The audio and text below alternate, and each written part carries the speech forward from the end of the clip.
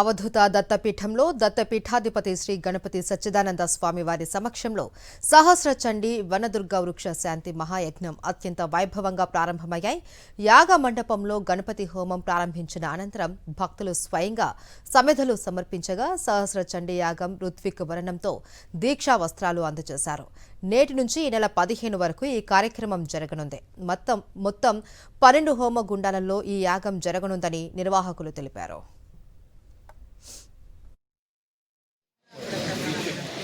సహస్ర చండీ యజ్ఞం జరుగుతుంది. వృక్ష శాంతి కోసం లోకంలో వృక్షాలు ఈరోజు అన్నీ మనకు తెలియకుండానే పోతున్నాయి.